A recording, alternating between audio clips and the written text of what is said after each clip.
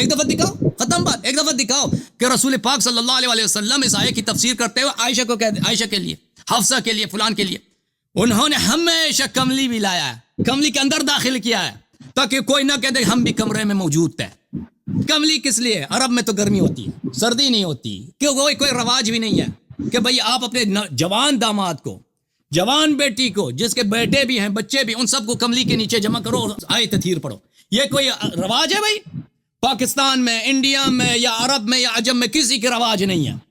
اور وہ بھی عرب جیسا گرم ماحول میں کملی کے نیچے داخل کرو۔ او بھائی کملی کے نیچے اسی لیے داخل کیا ہے تاکہ حصر بنے، تاکہ غیر کو خارج کیا جائے، تاکہ دنیا والوں کو پتہ چلے کہ وہ جو کملی ابا کسا کے نیچے ہیں صرف وہی مطہر ہیں، جو کمرے میں انس بھی ہے، کمرے میں ابو ہریرہ بھی ہے، کمرے میں تو زید بھی ہے، کمرے میں زید بن ثابت بھی ہے، کمرے میں تو بہت سارے لوگوں نے روایت کی، ہم نے یہ دیکھا۔ اوے کمرے کی بات نہیں ہے، بیت سے مراد کمرہ نہیں ہے، بیت سے مراد بیت عصمت ہے، بیت سے مراد بیت نبوت ہے، اس میں عائشہ محروم ہے، اس سے عائشہ کا ابا جان بھی محروم ہے۔ یہاں پر صرف وہی ہیں، صرف وہی ہیں جن کو رسول پاک صلی اللہ علیہ وسلم نے کملی کے نیچے داخل کیا۔